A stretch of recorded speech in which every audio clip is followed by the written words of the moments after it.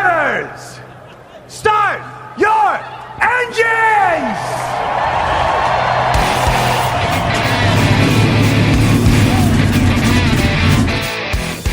Hit the pace car! What for? Because you hit every other damn thing out there, I want you to be perfect!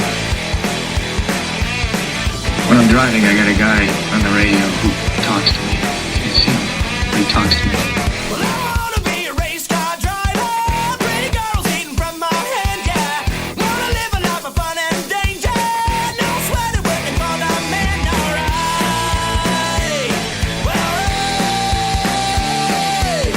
Well, I wanna be a firefighter. Crew-led when the heat is on, yeah. Save my baby from the burning building.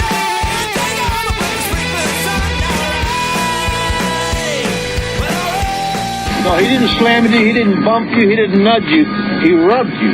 And rubbing, son, is racing. Hey, race fans, welcome to the Whoobazoo Radio Network and welcome to Drafting the Circus. My name is Frank Santoroski. I'll be your host for the next hour as we go over everything racing. Before we get into our discussion, let me introduce you to the panel I have tonight. With me in the studio is Mr. Gray Warren from Richard Childress Racing, Richard Youden, race engineer, Seth Eggert, NASCAR correspondent at Motorsports Tribune, and Christopher DeHarde, IndyCar correspondent over there at Motorsports Tribune as well. How is everybody tonight? Doing good. Good, thank you. All right, great to have you all on. So we're coming off of an off weekend for most of the major motorsports. Easter weekend, April Fool's Day. You know, there were some great April Fool's racing jokes and whatnot. But one of the bigger things that I was just thinking about, and I know, Seth, you were thinking about it as well, April 1st was the day that Alan Kulwucki passed away 25 years ago. 25. It's hard to believe 25 years have come and gone because it feels like just yesterday. Kulwucki had won the Cup in '92, did it his own way. Is one of the sharper guys in there. Had offers from the bigger teams. Did it his own way. Had a great battle. I still think that the 1992 Hooters 500 at Atlanta was the best NASCAR finale I've ever seen. With no chase. And there's been some great other podcasts out there, specifically the Dinner with Racers that we had all listened to. Alan and what he meant to the sport and what he could have done. Now, Seth, you wrote about it. You wrote about it a couple of years ago and reposted a story, but I know you're a big Kulwucki fan and just share some thoughts on what this means 25 years later. Well, I'll admit Kulwucki was a little bit before my time, but the point is, like you said, I was a fan of his in the sense that I went back, I read about him, I watched old video of him racing, and he always insisted on doing things his way. He built his own engines, he built his own chassis, he insisted that he basically have perfection. And he won some poles, he had very fast cars, sometimes they would last, sometimes they wouldn't. In 1992, it just happened that everything fell into place, that he won the championship almost on a tiebreaker, essentially, by leading the most laps. I want to say he won the championship by just 5 points, if I remember correctly. And at the start of that season, he didn't even have sponsorship. It was about 5 or 6 races into the season that he got sponsorship from Hooters after they moved over to his team when their driver failed to qualify at Bristol. So it is the ultimate underdog, or as he called himself, the Underbird story of NASCAR. Yeah, absolutely. Now, Gray, you were in the sport. Well, you've been in the sport, but you were there through the whole Kulwucki time, and when he, kind of came into the sport and is a little different than the rest and went his own way. So you've obviously, your teams have raced against him and whatnot. So what are your some of thoughts of about Alan Kulwucki 25 years on? Well, Alan came along in a time when a privateer could still make it in the sport. You had owner drivers at that time, along in that era. Ricky Rudd comes to mind. Darrell Waltrip comes to mind also. And it was kind of at the end of an era when the sport was beginning to change, when it was transitioning a few years later to multi-car teams. And Alan came in and took advantage of it. He, like Seth alluded to, he wanted to do it his way. He had an engineering background, one of the first drivers to come into the sport with such a background. And he was a hands-on guy. He was hands-on in every aspect of the sport, from dealing with the sponsors, finding money, to working on the car, all the mechanical aspects of the car. He was completely involved in it all. Great competitor, really good driver. When you talk about the 1992 title race, you go into that race with really actually three drivers right there that could win it. Had Davey Allison not got taken out in a wreck by Ernie Irvin, he more than likely would have come along and won the championship that year, because he was leading the points going into that race. After Davey retired from it, it left it up to Bill Elliott and Alan Kulwucki to decide it. And each lap that was led was very important.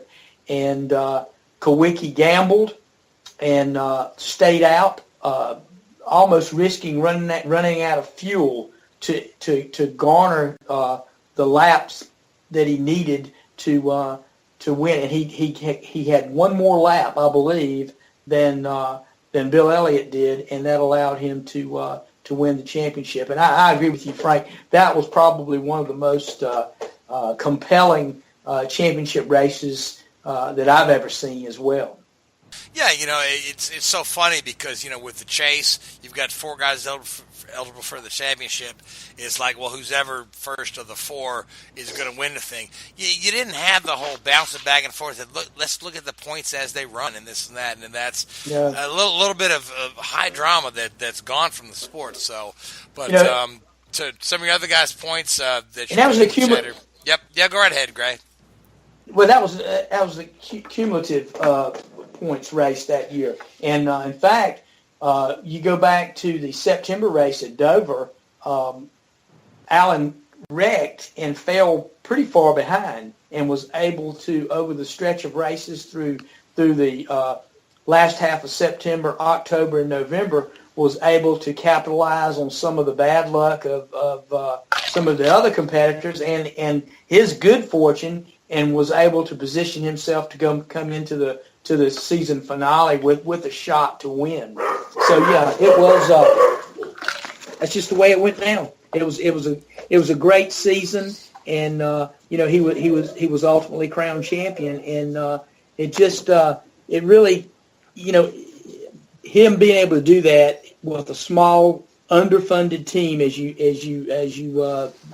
would compare him to RCR and some of the other teams back in those days. Penske, RCR, those teams. He really accomplished. Oh, and I forget, Junior Johnson as well was a powerhouse in that time too. So yeah, he was able to accomplish something that it was very rare, and probably we'll never see it again. Yeah. Now, and things that Alan did still kind of exists to this day. And Seth, you've got a couple words on Alan's legacy and then what he left behind? Well, some of his legacy is a mix of old and new. He was the first one to really celebrate after a victory, doing the Polish victory lap, or what he coined as the Polish victory lap, when he would turn the wrong way, wave to the fans, and as he said in his own words, give them something to remember him by. In 2015, the Kulwucki Driver Development Program was founded, and some of its alumni if I remember correctly, include Ty Majeski, who's running part-time in the Xfinity Series this year, Natalie Decker, who's running full-time in the ARCA Series this year, and I want to say there's one other who's running in the ARCA Series. The name slips me right now.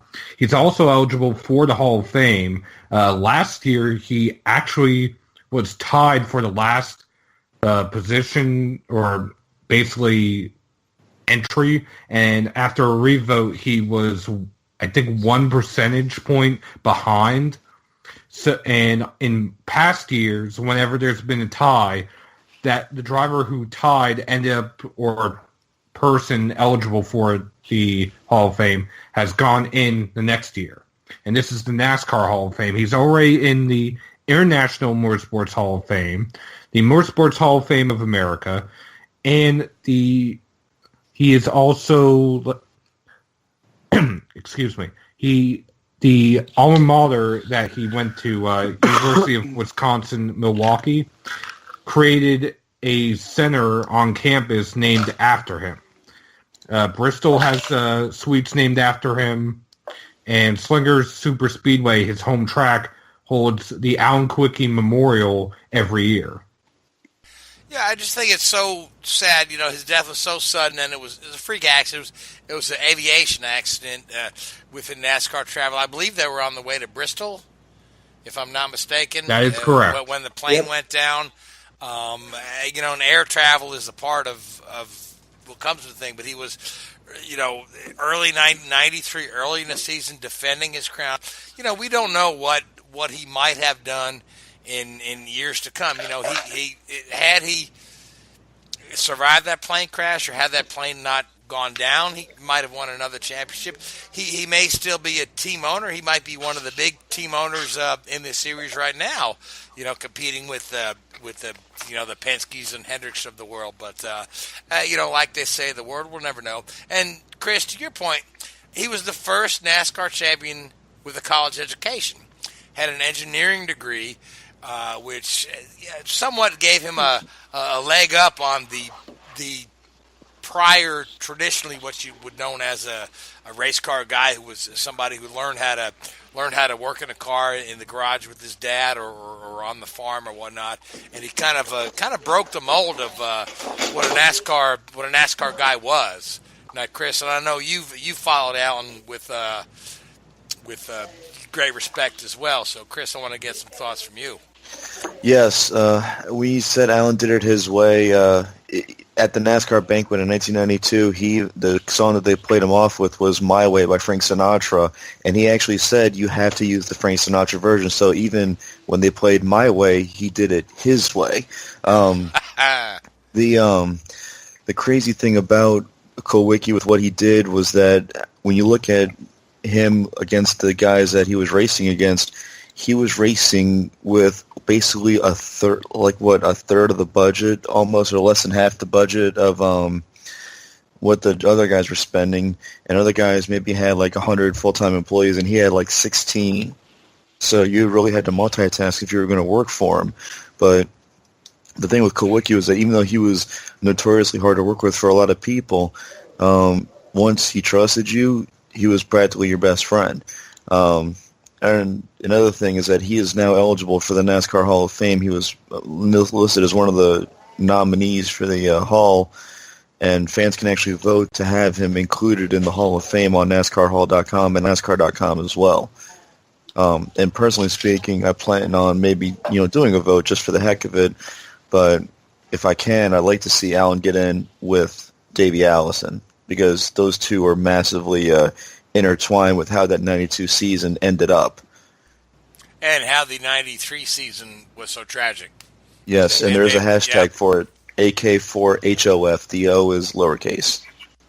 And I tell you, he both very deserving, and the fact that he's a former champion will carry a lot of weight with the group that will decide who is enshrined this time.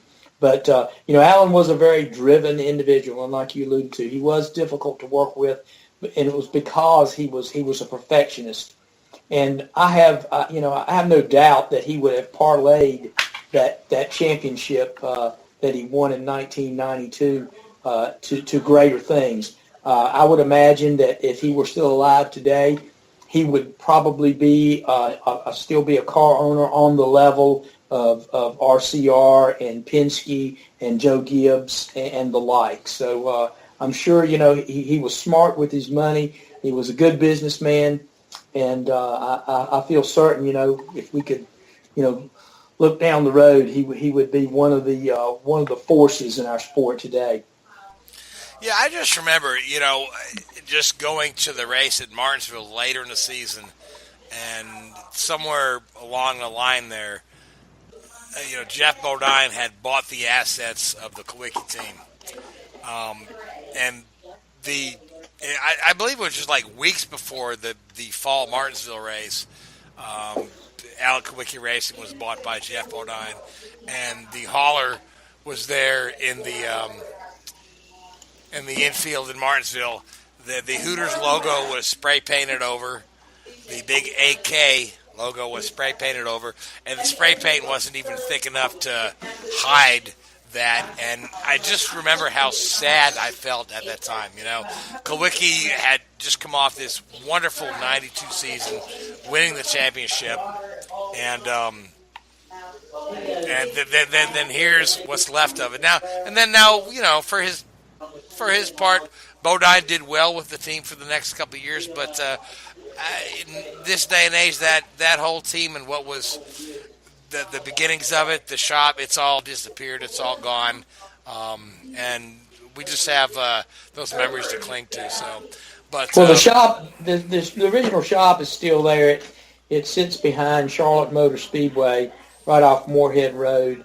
It's the current home of Levine Family Racing right now. So the shop and all is still there. But yeah, I recall the night it happened. We were getting ready to, some of us getting ready to go to Bristol in the next few days. And when it happened, the word quickly spread. It wasn't confirmed until early morning that there were no survivors in the plane crash. So yeah, it was a very sad time in our sport, and Alan's death was one of the first of several that would come in NASCAR over the next several years. Davey Allison, we lost him shortly thereafter, a few years or so down the road. So yeah, it began some difficult and trying times for the sport. Yeah, it was. Yeah, it was a tough season. So now, Chris, you've got some comments about DWR.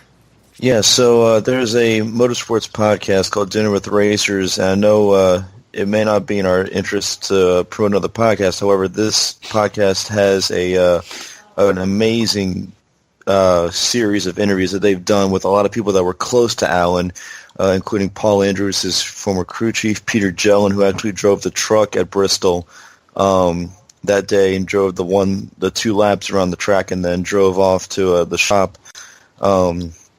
His first car builder, a bunch of different, his priest, because Kulwucki was very religious, his best friend, his PR man. There were a lot of interviews that they conducted that really told the story of Alan Kulwucki, not just the race car driver, but Alan Kulwucki, the guy. It's at dinnerwithracers.com, and each interview is between an hour and 15 minutes to an hour and 45 minutes. So if you're driving a long distance, it's worth listening to. And they did a little 30-minute documentary where they took some excerpts and made a little video out of it. Very well done. I highly recommend it to anyone who wants to look at some quality content regarding Alan Kulwucki. Good stuff, Chris. Thanks for sharing that. And oddly enough, so Kulwucki's first win was at Phoenix. The IndyCar Series is going to race at Phoenix this week, and Phoenix is also celebrating an event that happened 25 years ago, and that is the last win for this kid from Pennsylvania named Mario Andretti. You guys heard of him? That is from Italy. No, well, modern-day Turkey, yeah, but now he grew up in Pennsylvania. He's from Italy, yeah. His last IndyCar win at 53 53 years old, was in Phoenix in 93. He had this hotshot teammate that came on board when the teammate was his own kid. His own kid went over to race in Formula One in 93. So they got Nigel Mansell. And I know, Richard, you probably remember him because you're British. Once or twice, yeah. Once or twice, yeah. So Mansell actually had a crash prior to Phoenix. He did, yeah. Broke his back, didn't he? Broke his back, was unable to race, and Put a hole in the wall. Put a hole in the wall, big hole. Mario's last IndyCar win, and it was a pretty good win. Held off Paul Tracy, but they're going to celebrate that this coming weekend when the IndyCars return to Phoenix. So, guys, Mario Andretti, you heard of him? Any good stuff to It's say easy to about hold him? off Paul Tracy when Paul Tracy crashes. I actually watched that race recently with a few friends of mine on the internet, and Tracy was so dominant that day. He actually had the entire it was a 200 lap race. He had the entire field lapped by lap 42. He actually had the field lapped twice until by the time he had his incident late in the race. He was getting ready to put another lap on Jimmy Vasser going into turn one, and he backed out, and the way that he had backed out heading into the corner, it upset the car, spun, hit the wall in the first turn, and some of the debris damaged Emerson Fittipaldi's car, his teammate. On the very next restart, Fittipaldi goes into turn three, loses the back end of his car, and he crashes, and that gave Mario the lead late in the going, and Mario would not be headed off that day. Now, for that particular race, Paul Tracy had so much of a lead over a lot of other cars that he ended up finishing 16th with 161 laps completed. So he still did decently. He almost finished in the points, but he did get 1 point for, I think it was leading the most laps. Well, golly, thanks for not ruining it. No, That's what I did. I watched it and I remember it well, and I do know that win kind of fell into Mario's lap, but deservedly so.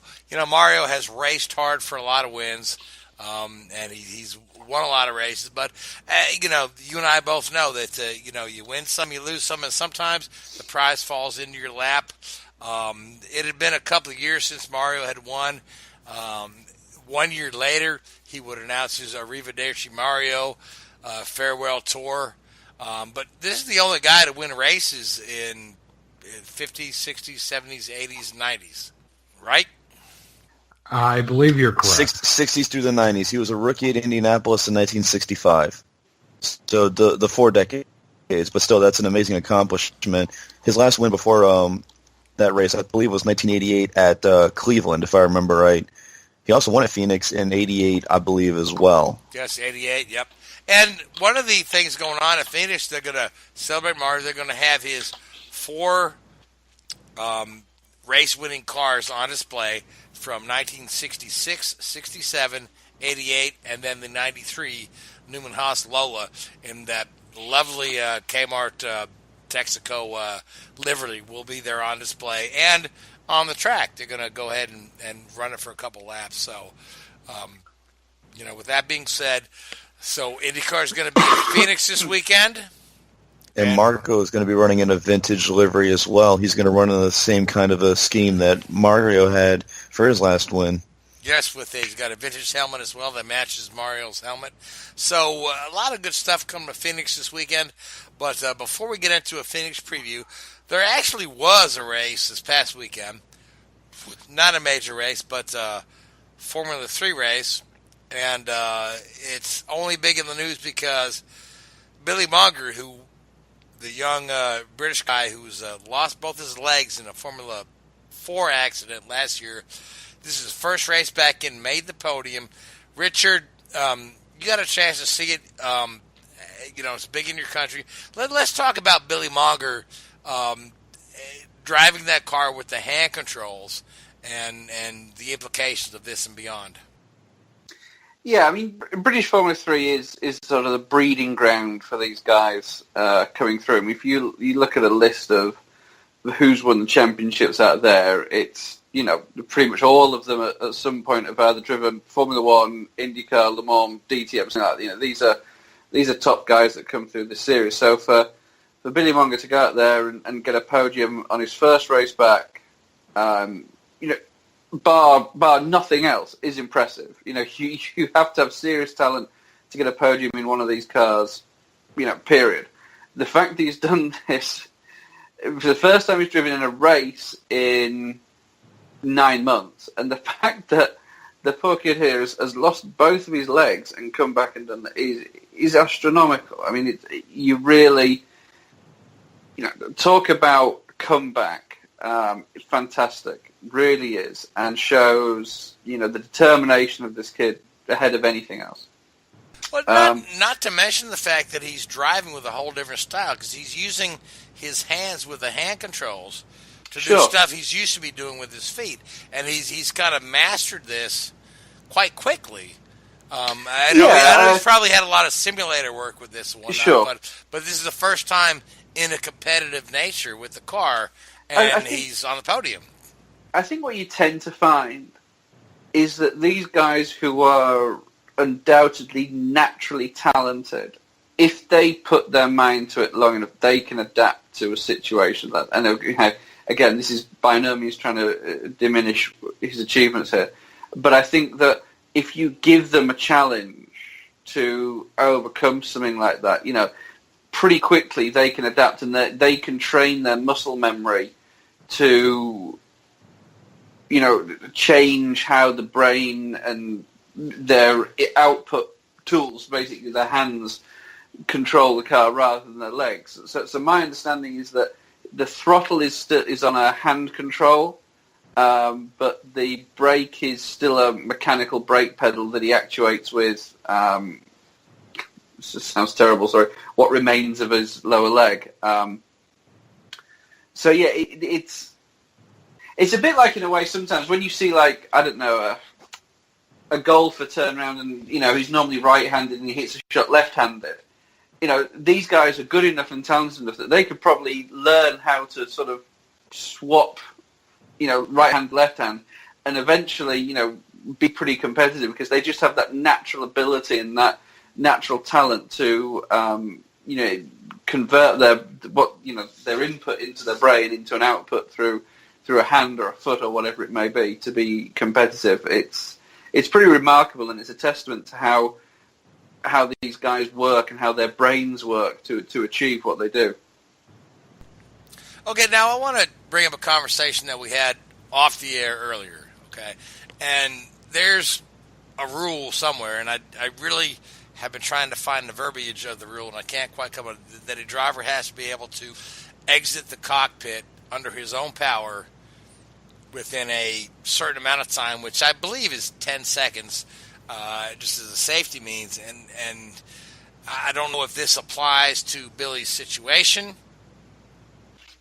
or not, or if he was able to, if he was, and we had to talk about this earlier, so let's get that conversation going again. This has been dramatized in a movie or two, but, movies are not real life. But obviously Billy was able Driven to... is totally real life. Okay. But, no, Billy was obviously able to start this race. Had the blessing of the FIA or whoever, so whatnot. So, but is this? I mean, what does this mean for drivers going forward in the sport with disabilities and major disabilities in Billy's case here? And we've seen guys like Zanardi, who races in the BMW series with the hand controls as well. What's the? I don't know exactly what the rule is, but obviously these guys are in a car. They're doing well. What does this mean for the future of the sport, Richard? Yeah, I'm not exactly 100% certain on the exact wording of the rules, but you're right. There is a sort of test, for want of a better word, that drivers have to pass before they are given a medical approval to race. I believe when Michael Schumacher broke his leg back in '99, I think he could have potentially returned to a race, one or two races earlier, but he couldn't extract himself from the car unaided, as the rule states. Now that is the FIA rule. The British Formula 3 Championship, I think it is affiliated to the FIA. I don't think it falls under the FIA sanctioning body. I know the points from those races and championships can be approved for super license purposes, but I don't think it control it. So it's the British Racing Drivers Club which oversees the British Formula 3 Championship. Now, a lot of especially the safety rules that series like the British Formula 3 impose are carried over from the FIA. So it'd be interesting to know exactly what that ruling is and that terminology is. But sometimes it is more than people have the opinion. Well, it's up to the driver. If a driver can't get himself out of the car, then that's his problem. Which is a little bit of a sort of ignorant viewpoint. And I haven't. You do in these events have marshals and volunteers, and these guys do put themselves at risk and at danger. You've seen in Formula 1 in the last 20 years, there's been at least 2 marshals killed, if not more. So, these guys, the volunteers that go out every week to help these kids in these races, you've got a responsibility to those guys as well. So, if these guys can overcome these disabilities and, extract themselves safely from and get into a safe position, then I don't see there's an issue there. With the society as a whole, you see the increased exposure to stuff like the Paralympics and the Winter Paralympics we've had recently. It's great for these people some of them have gone through unimaginable difficulties, and to get to where they are is a huge testament to their character, far more so than able-bodied athletes in many, many ways. So they need to be encouraged, and motorsport cannot be seen to sort of discriminate against them or push them back. And if these guys can, at the end of the day, sort of look after themselves, but you've got to try and remove these barriers. If they can look after themselves, they're not a danger to their other competitors. They're not a danger to, we may have to put themselves in a dangerous position to help get them out of a car, then I think they need to be encouraged as much as anybody. And I think, Billy's setting a fantastic example for people who have gone through these terrible ordeals. Yeah, absolutely. Yeah, and now Seth, you've got a couple of parallel stories from NASCAR. We talked about earlier, with Dale Jr. with a concussion, and a few other stories. So if you would chime in on this conversation, that'd be great. Well, I vaguely remember in 2002-2003, after Dale Jr.'s first concussion, which came at Fontana, they had mentioned on the broadcast the next week that before Jr. could run practice laps, he had to show that he could get out of the car on his own. They didn't really go into that much detail, or if there was a specific amount of time that they had to do it. But NASCAR has similar rules. I do remember also in NASCAR, Ernie Irvan, after his second near-fatal accident, before his comeback, he tested a car at Daytona months before he was approved. And the reason why he wasn't approved is because doctors weren't sure, A, that he could take the G-forces, or B, after running several laps, would be coherent enough to get out of the car. And the way they did that, after Dale Jarrett tested the car, he went into the hauler with his helmet on and fire suit. About 5 minutes later, Ernie Irvan walked out with his helmet and fire suit on, and nobody could tell the difference because they were both wearing full face helmets. So you couldn't make it up, could you? I was going to say that's a great story. I'd never heard that one before. It was Daytona testing. I want to say it was 1996 or 97. I'm not entirely sure the year. But again, it was just in testing, and it was about 5 or 6 months later, that Ernie made his official return in a truck race at, I want to say it was either Martinsville or North Wilkesboro.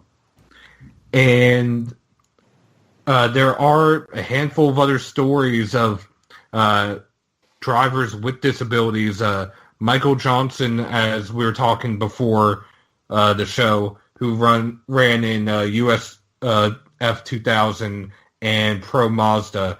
And someone I followed, Ashley Fiolek, who is deaf in X Games and motocross, from 2008 to 2012, the 5 years she was competitive, she won 4 championships and 2 gold medals in X Games. What sidelined her was 3 concussions in the course of a year and a half. But there are drivers who do have some disabilities here and there. The stories are few and far between, unfortunately. But I tweeted out after Billy Monger's podium finish that if he isn't an inspiration or an inspirational athlete, I don't know who is. Absolutely. I mean, it's a great inspiration. And I remember, I guess it was 2 years ago, watching Zanardi in the Paralympics with taking his second gold in the wheelchair racing thing there, and just the tremendous upper body strength he's gained from not having lower extremities, and I kind of parallelized when I saw Billy Monger getting himself in the car, and Billy's only been legless for less than a year, where he was able to kind of put himself in that car. I feel like he could probably pull himself out of that car, but Chris, to your point, or Chris, you and I follow IndyCar racing rather closely, and the safety team in IndyCar, they are so quick on the scene. They are so quick there when something happens. I mean, is this, you have to get out of the car under your own power, is this necessary this day and age when the safety teams are so quick to run? They're right there. Honestly, not really as much, because, I mean, at Indianapolis, the safety team is often rolling before the car has even come to a full stop. Jack Harvey discovered that perilously in this past year's Indy 500 when he actually almost hit a safety truck while he was spinning. Other thing is that there have also been drivers with disabilities in IndyCar racing as well. One particular driver of note is a guy named Cal Naide, who drove in the 1950s at Indianapolis and actually hit the wall during the 1955 race. Funny enough, in one of the blind spots in the track where the radio couldn't get to, he lived in Hawaii in the later part of his life. But, he was one of the few one-legged drivers that actually drove in Indianapolis. Yeah, and if you think about it, right, if that driver, whether they're able-bodied or disabled, right, if they're in a wreck, they may not be able to get out of the car on their own power anyway, right? I mean, was Hinchcliffe able to get out of the car on his own power when he had his years ago? Was Bourdais able to get out of the car under his own power? No, but the safety team was right there to tend to him. So why would it be different for somebody who has some disabilities going into the thing? I don't know. It's just food for thought. Absolutely. Let's preview this week of racing. Formula One is in Bahrain. IndyCar is in Phoenix. NASCAR is in Texas. Let's start with Formula One, Richard, and give you some props. Let's talk about Bahrain. We saw the opening race of the season was won by Ferrari. Mercedes wasn't very far off. Mercedes probably should have won. What should we look for in Bahrain? Yeah, I think without even the greatest Ferrari fanatic must admit that Mercedes probably did have the beating of them there in Melbourne, and I think in all fairness you're going to see a lot of the same again this coming weekend. You're still in the flyaway stage of the season, so you're not going to see huge upgrades to any of the cars, maybe the odd tweak here or there, but you're not going to see any big leaps by any of the manufacturers until you get to Barcelona at the start of the European season. So I think you'll see a lot of, as we've already seen so far. I fear that you're going to get another processional race, for want of a better word, similar to Melbourne. Bahrain's not the greatest overtaking circuit in the world. Turn 1, Turn 2, then that run out to Turn 3 can get a little bit feisty. But again, you're not going to see a huge amount, I don't think. So it's going to be very similar to Melbourne in many ways. But I think it's going to be pretty much the same as we saw 2 weeks ago in Melbourne. I think Mercedes is going to be the class of the field, and it's their race to lose rather than anybody else to win. And so how do you feel like our American friends, the Haas team, are going to do, provided they can, put the wheels on the car properly in a pit stop? Because they were darn strong. They were, only behind Ferrari and Mercedes, and they were ahead of the Red Bulls. I mean, can we see a podium for the Haas team, provided we have the pit stop problems out? Or I think they were probably ahead of Red Bull more on. I don't think they were ahead of Red Bull on raw pace. I think if Daniel Ricciardo hadn't had his issue during qualifying or practice and had that penalty, and Max Verstappen hadn't had the damage to his car, which supposedly resulted in him spinning out and losing a few spaces there, I would expect those Haas cars will be, what does that leave them, 7th, 8th. The best of the rest still. McLaren may push them, Renault may push them, but as I say, you're not going to see huge upgrades to any of these cars yet at this stage of the season, so I don't think you're going to see any great leaps in the pecking order.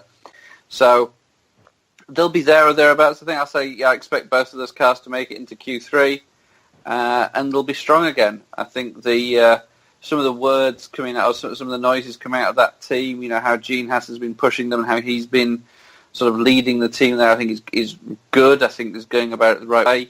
Everybody's seen those iconic pictures of Grosjean going around his mechanics post-race and the guys that were responsible for the pit stop failures. You win as a team and you lose as a team. So you've got to take that into consideration. I doubt you'll see the Haas team at the top of the pit stop charts come Sunday evening. I think they'll be pretty slow and deliberate about it, but they've got the pace, I think, to match where they were in Melbourne. I wouldn't expect to see too many changes. All right, so you're predicting a Mercedes-Ferrari podium? I would have thought so, yes. I can't see any reason why you wouldn't. Christopher, do you have any opposing viewpoint to that? I think it would take a decent amount of change to get Haas up there. I mean, let's face it, when you have a double retirement because of a crew malfunction like that, it can be really, really damaging to your spirit, unless, of course, you can just mentally kind of push it in the rearview mirror. Although I will say this, I think that if they do manage to get a great result in Bahrain, let's just the heck with it. Let's say that the entire F1 world goes crazy and they get a podium. I think you'll see a nice party out of Bahrain for those guys, and you might hear some great music. Do the hustle. Do the hustle, yeah. I just feel like these flyaway races, before we get back to the center of the format, are their best chance to do something. But without doubt, we'll see how it goes. So, but you look at Bahrain again, and it'd be interesting to see how it gets handled, especially by the new owners, because going off on a tangent here a little bit.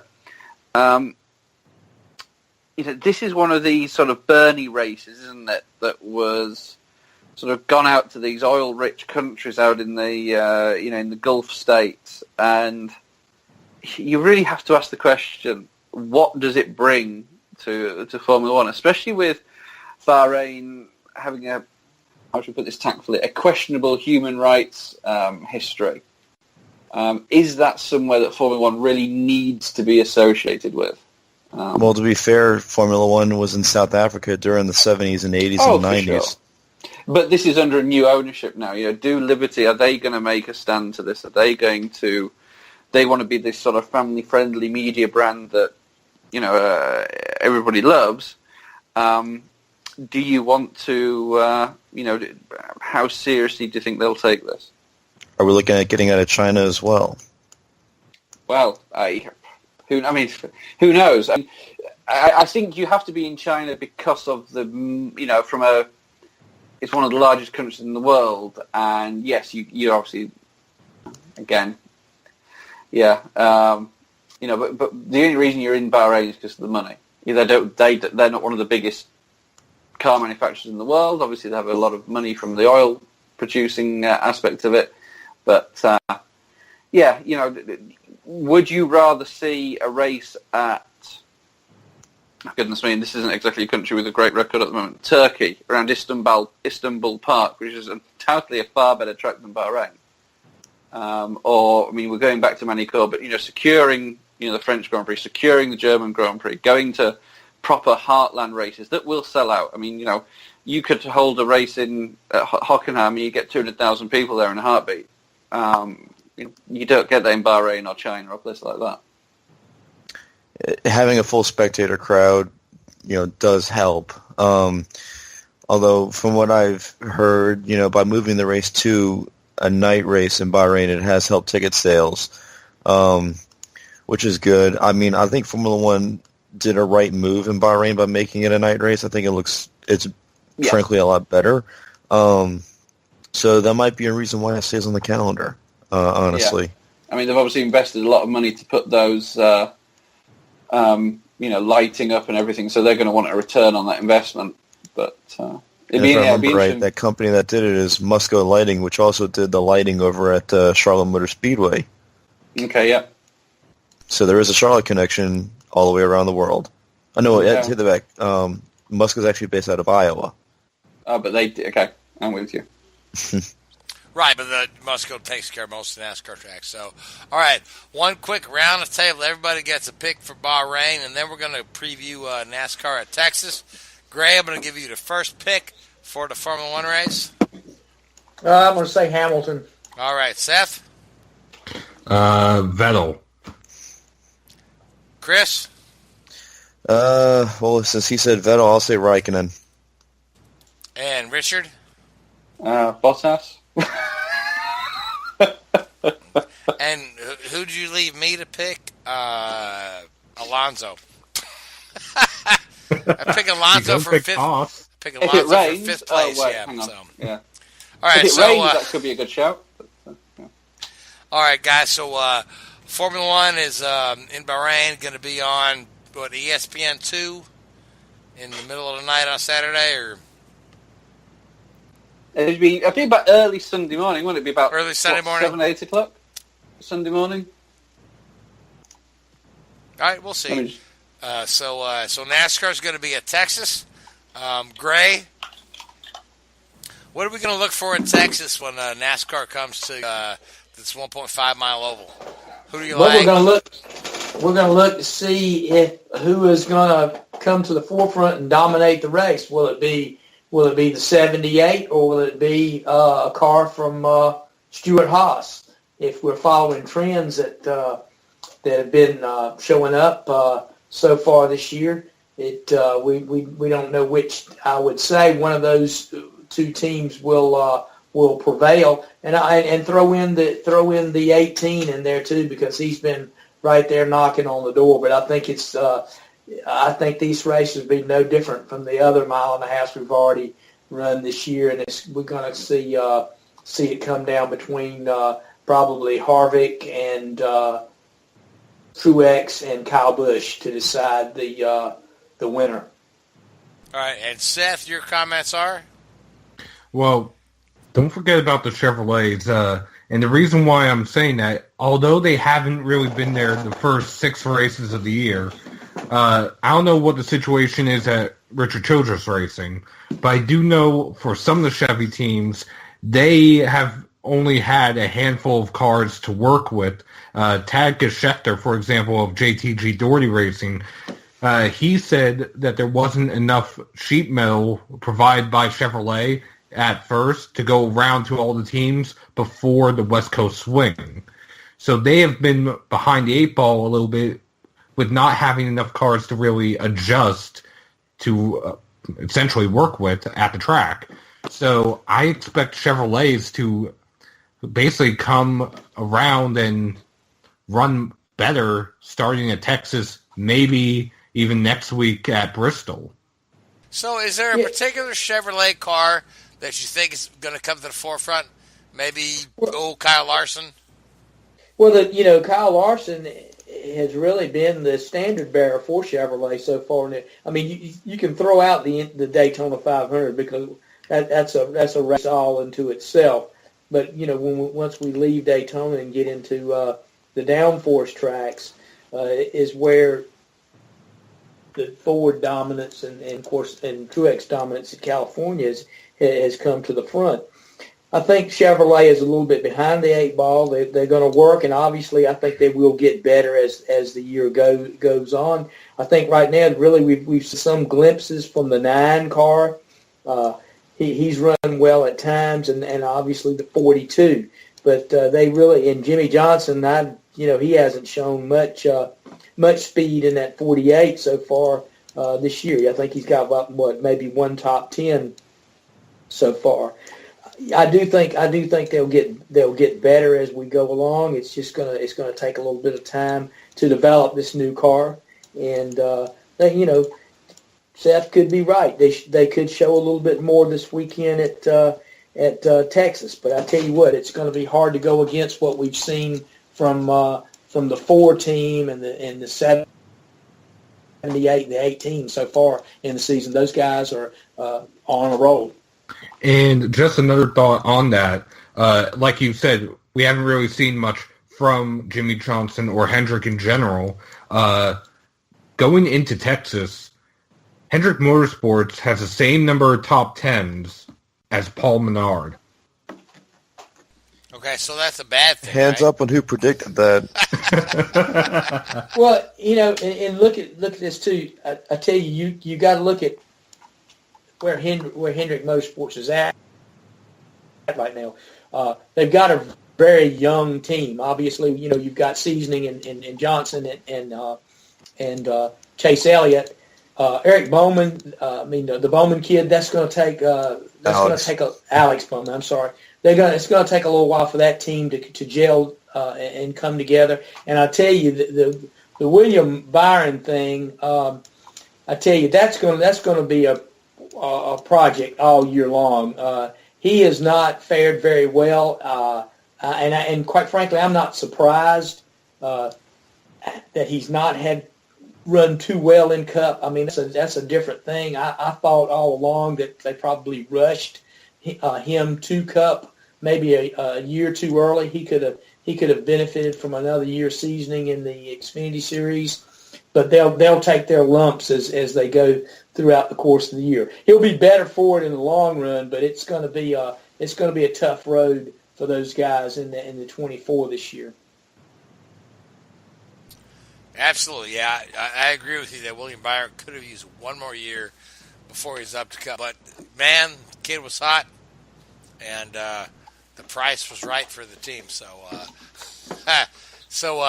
go around the table. Picks for Texas. I'm gonna start with you, Richard. Chase Elliott. And Chris. Keselowski. All right, Seth. Truex. And Gray. Harvick. And I'm gonna go with. I don't know, man. Kurt Busch. I'm gonna go with the other Tony Stewart car. So now we've got a few minutes left to talk about IndyCar coming to Phoenix. Now, IndyCar came back to Phoenix in 2016 after an 11-year layoff. The last 2 races have not produced great racing. Chris, you'll agree with me on that. The racing was okay, but it was not great. There was it's hard to pass, but if the test data from the late winter test is anything to kind of like hold on to something to, we may be able to see some actual passing, some actual cars be able to run behind one another without the wake of all that aerodynamic stuff coming off. So,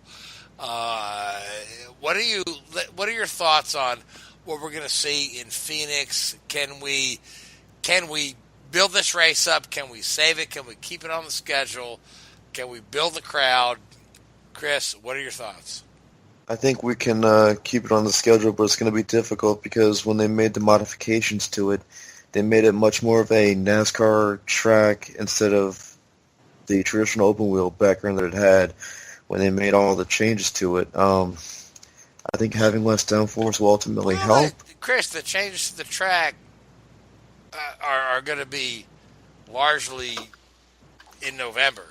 This is going to be the last race on the current Phoenix layout. I think if I remember right, all they're doing is just changing the location of the start-finish line, right? The front stretch is now going to be the back stretch. The finish line is going to be between turn 1 and the dog leg. So the configuration of the track doesn't change. So I'm not sure what you're going after where they've made it. Well, I mean, when they changed it a couple of years ago. I mean the 2010 progressive banking. That whole deal. Yeah, okay. And they changed the dog leg on the back.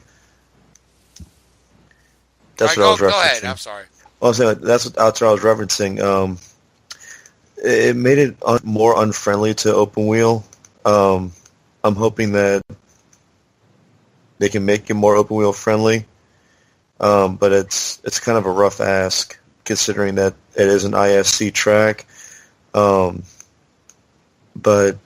I hope that we get a lot better racing because the fans deserve it after not having had that track there for that, or that track on the schedule for that long. Not to mention, IndyCar needs that region of the country. They need the Southwest. Yes, absolutely. Frank? And I think too, maybe with when they did make the changes to Phoenix, they had to they tried to compromise and make it because the NASCAR races were somewhat lackluster, and they tried to improve that and probably were, I agree, maybe a little bit to the detriment of the Indy cars. But we won't know what this new package will do when they go out there, so we'll have to kind of wait and see. What were your impressions when they tested out there? Decently impressed, although there is still a little bit of a difficulty in getting the cars to actually pass each other. I'm wondering, just for the heck of it, if there's one that I think that they didn't get right is maybe they should have put more emphasis on underbody downforce than top body. One thing that made the kart cars so much easier to get around was that they developed a ton of their downforce from the underfloor of the car, which I think that if they went back to having more and more downforce from the underside of the car, it would help to be less reliant on the top side, which would make it easier to pass. Yeah, so you think they'll develop this car more as the year goes forward? They will help the sanctioning body will help these cars. Maybe not this year, but I would say next year possibly. Next year possibly would be the year that they would do a major change like that. Yeah, I mean, this year we'll see how it performs at every track. On a short oval, on a long oval, on a super speedway, on a road course. We'll see how it works, but they've taken a ton of downforce off of the top of the car and put a lot of it back under the car. Not to the degree we had in the kart era, but I honestly think we'll see a better race than last year, unless it turns out to be a shit show where people are crashing left and right, and that could seriously be the case. But we won't know till we get them all on the track and see. So How many? What are we looking at for a field out there? 24 cars. 23. There's 23. 23 Okay. cars All right. starting the race. Yep. So I'm sorry, I was reading Seth's comments about the radius of the turn. So, but I think this is probably, of the 3 Phoenix races since we've returned, this is probably going to be the best. The first 2 were not great. Just because the package didn't agree with it, so we'll have to see. And but that's a like, to your point, Gray, that's a market IndyCar needs, and let's just hope that and that's a track that has a long open wheel history. That track was purpose built for open wheel racing in 1964. The first winner was AJ Foyt. So, one other thing too that will bode well for both IndyCar and NASCAR. Some of the things that they're going to go forward with, some of the amenities that they're going to bring to the track in the future, will be good for all race fans. So hopefully, if IndyCar can have a really good show this time and build some momentum when they go back again, with a good race under their belt, along with these amenities, these new amenities that they're adding to the track, maybe they can grab a more firmer toehold out there. Oh, absolutely. Yeah, I mean, the plans for the new track are fantastic. When NASCAR rolls back around for the chase race later in the season, everything will be in place, and it just everything I've seen, all the plans, it looks absolutely beautiful. Yeah, we're reconfigured. They're not really reconfiguring the track. They're just changing, the old front stretch. Superfluous things. Yes, yeah, well, Gray, you and I saw that in Darlington years ago, back in the '90s. They moved they switched the back stretch and the front stretch, and put new grandstands there. And Phoenix has come a long way from my first trip to Phoenix. I remember when we would arrive at the racetrack, and we had to be really careful walking around through the garage area, setting up the cars and moving trash cans. You had to look under trash cans and other things for rattlesnakes. When we were out there early on. So that has changed a little bit. But one other thing I wanted to bring to was as it pertains to IndyCar, I saw this week where they talked about Laguna Seca. The new owners out there, the new people that are going to take over the track, are going to change the direction of the track. And I didn't know whether, if that might be on IndyCar's radar to return there. Nothing on IndyCar's radar right now, but we'll have to see how the new owners do with it. I thought that was an April Fool's joke, though. Yeah, it was April Fool's. Yeah, that was. Was it an April Fool's joke? Okay.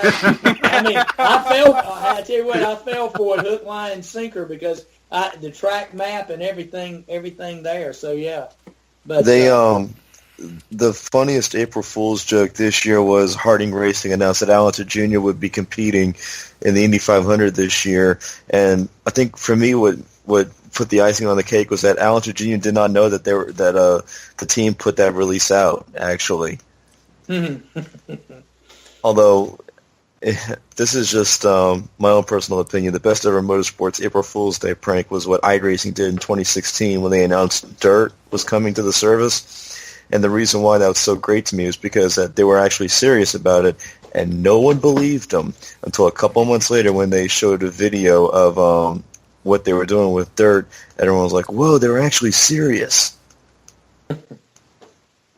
So it really wasn't an April Fool's joke, was it? So. Well, it was great that they announced it on that day because, how many people are going to take you seriously? They had done different April Fool's Day jokes before to, varying degrees of success.